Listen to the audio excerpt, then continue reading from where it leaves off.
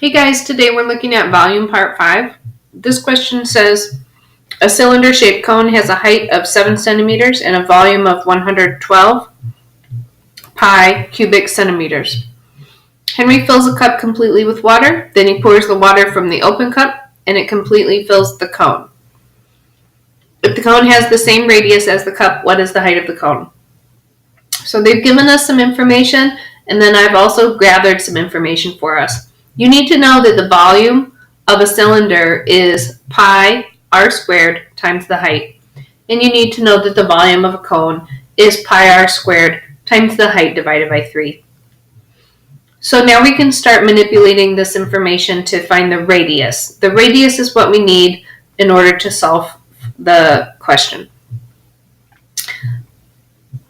Let's start by plugging in the information they gave us about the cylinder. Instead of, we're using this equation, we're going to plug in what we know.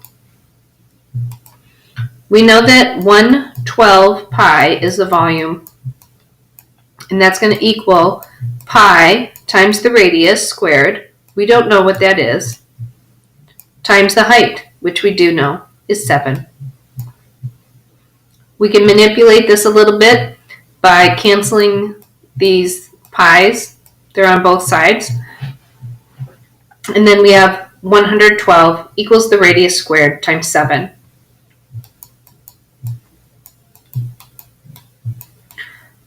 We want to get the r all by itself. Right now it is being multiplied by 7. R squared is being multiplied by 7. The way we undo multiplication is with division. Whatever we do to one side, we do to both. 7's cancel, and we are left with 16 equals r squared. But I said we wanted r all by itself. The way you undo a square is with a square root.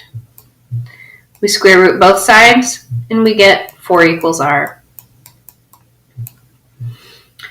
So 4 is the radius of that cylinder, and it is also the radius of this cone.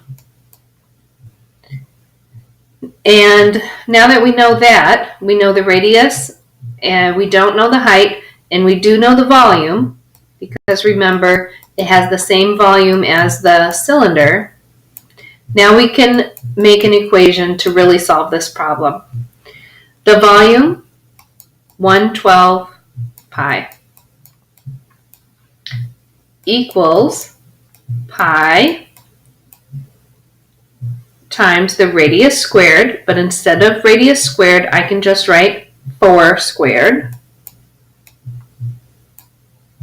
times height over 3. I need to stop there because you guys need to do this on your own. Reminder, you're solving for h. You want to get the h or the height all by itself. You're going to solve this using what you know about algebra, by multiplying both sides by this, by dividing both sides by that, by square rooting both sides, etc. So you're going to work through those steps, and you're going to end up with the height. That's what this question is asking you. What is the height of the cone? I'm just going to do one more step. This 4 squared, you should just write 16, because 4 squared is 16. Okay? Take it from there. Good job, guys.